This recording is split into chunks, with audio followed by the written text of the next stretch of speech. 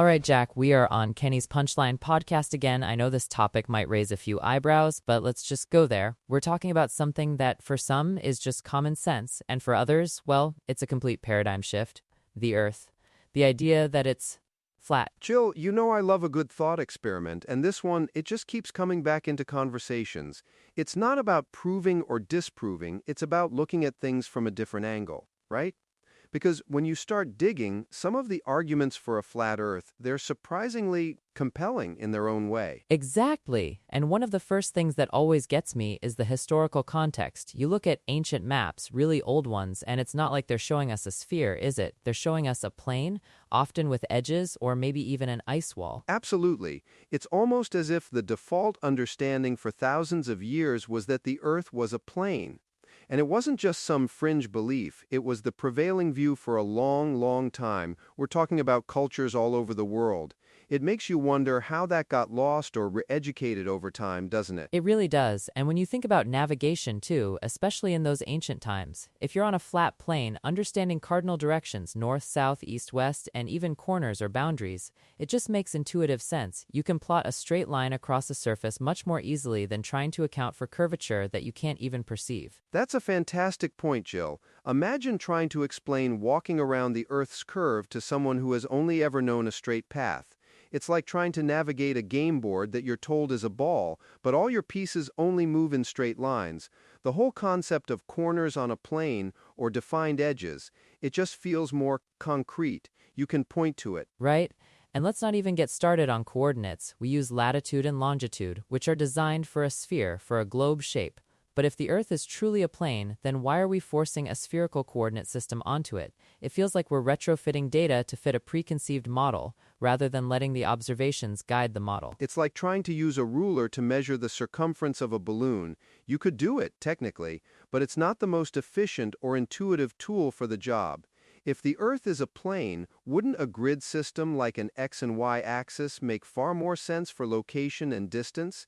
It's just simpler geometry. Exactly. And that brings us to one of my favorite, most straightforward arguments. It's so simple it almost sounds silly, but it resonates when you look up. What are you doing? You're looking up. You're not looking out into space while simultaneously being pulled down to a curving surface. It's just up. I know, right? It's that immediate primal observation. You point your head towards the sky and you're looking up. There's no complex mental gymnastics involved. There's no up and around and through the atmosphere and then out into the vastness. It's just a direct vertical motion of your gaze. It grounds you, literally. And that ties directly into the no curvature argument. Think about flying in an airplane. You're at 30,000 feet, right?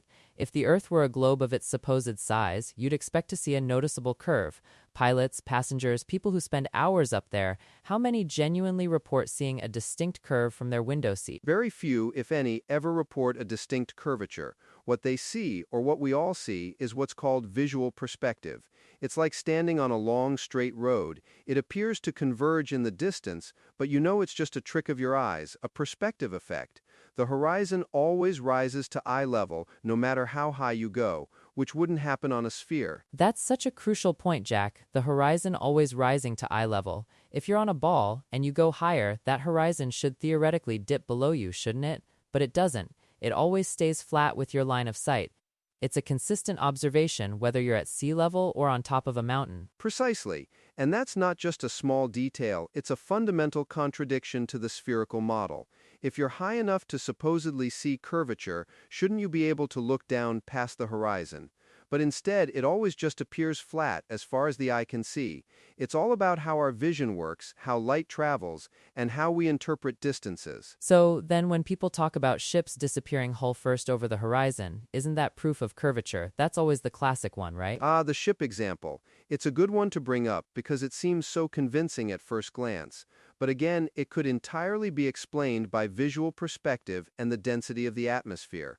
When a ship disappears, it's not necessarily going over a curve, it's simply moving further and further away, and because of atmospheric conditions, humidity, temperature inversions, and the limitations of our own vision, the details disappear from the bottom up. You mean like a mirage, almost, or just the way things fade into the distance, like a really tall building appearing to get shorter the further away you get from it, not because it's actually shrinking, but because of perspective? Exactly that. It's an effect of distance and the medium we're looking through, the air.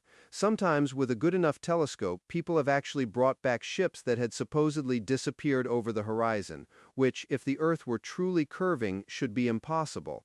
They should be physically out of sight, blocked by the curve. That's wild to think about. So, all those satellite images and videos from space, are those just elaborate hoaxes or CGI then? Because that's a tough one to reconcile for a lot of people. Oh, if you're approaching this from a flat Earth perspective, you have to question the source. Who's providing these images? What's their agenda? Is it possible that what we're being shown is fabricated or heavily manipulated? Think about the advancements in visual effects, even decades ago. It's not a stretch to imagine highly realistic simulations being presented as reality, especially when there's a narrative to maintain. So, essentially, it's about trusting your own observations and critical thinking over what you're told by authorities or what you see on screens. Which, I mean, that's a pretty powerful message regardless of whether you believe the Earth is flat or round, isn't it? Absolutely. It encourages a level of skepticism and independent verification. Instead of just accepting what's taught in schools or shown on TV, you start asking, can I personally verify this? Does this align with my own sensory experience? And when you start asking those questions, some of the answers about the Earth's shape become less clear-cut than we've been led to believe. It definitely flips the script, doesn't it? Like, okay, if the Earth is a plane, how do things like gravity work, or tides? Those are often explained through spherical mechanics. Right, and within the flat Earth model, the explanation for gravity often shifts from a force of attraction to a concept of density and buoyancy. Things fall down because they are denser than the air around them, and lighter things rise. It's more about relative density. As for tides, explanations vary from lunar influence on a flat body of water to pressure systems. It's a re-evaluation of fundamental physics based on a different premise. So it's not just saying the Earth is flat and leaving it there, it's a whole alternative cosmology that needs to explain everything that the spherical model explains, but with a different set of rules. That's a massive undertaking. It truly is, and proponents argue that their explanations are often simpler, more intuitive, and rely less on invisible forces or unprovable theories. Like the sun and moon, in a flat Earth model they're often described as smaller, localized luminaries that orbit above the flat plane, rather than being massive celestial bodies millions of miles away. Okay, that's a whole other layer to unpack, but it does tie into the looking up point. If the sun and moon are just up there above us, not infinitely far away, it makes that simple observation even more potent. No need for complex orbital mechanics on a vast scale if they're just closer, smaller lights in the dome. Exactly, and it explains things like why the sun looks roughly the same size to us, morning, noon, and night, and why it appears to rise and set through perspective, much like a distant object moving away. It's moving away from your line of sight, creating the illusion of it dipping below a horizon. So how do seasons work then? If the sun is just moving above a flat plane, wouldn't it illuminate everything equally, or at least in a more uniform way than we experience with distinct seasons? That Renningly, we hope to, that they do say, that we have That's where the path of the sun becomes crucial. In a common flat Earth model, the sun travels in circles above the disk. Growing, During what we call summer in the northern hemisphere, the sun's path tightens towards the center, making it closer and higher over those regions.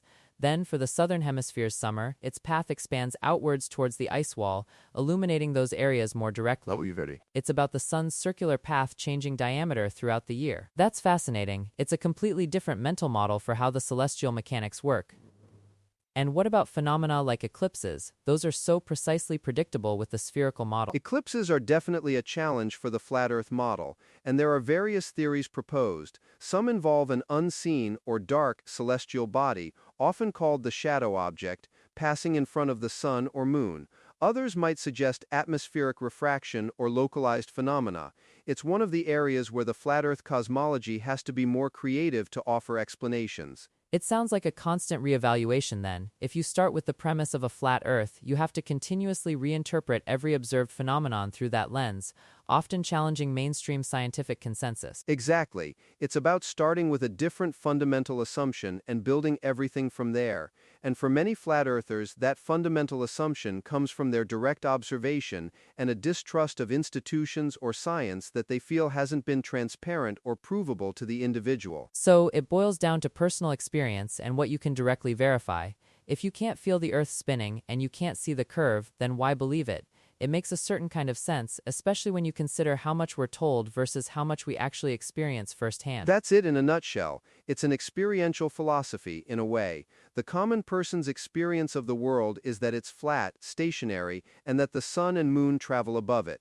Any other explanation requires a leap of faith into theoretical physics and distant imagery. It's definitely a conversation that forces you to question everything, even things you've taken for granted since childhood, and I think that's the real value in exploring these ideas, regardless of where you land on the shape of the Earth. Absolutely, Jill. It's not just about the Earth's shape, it's about critical thinking, asking hard questions, and challenging narratives. It really makes you think about how we perceive reality and what we choose to believe. Fascinating stuff, as always. Indeed, so whether you're standing firmly on a sphere or contemplating life on a vast flat plane, keep those minds open and those eyes looking up, or out, or across. Thanks for joining us for this incredibly thought-provoking discussion today, Jack. My pleasure, Jill. Always a wild ride exploring these topics with you. Until next time, keep questioning everything.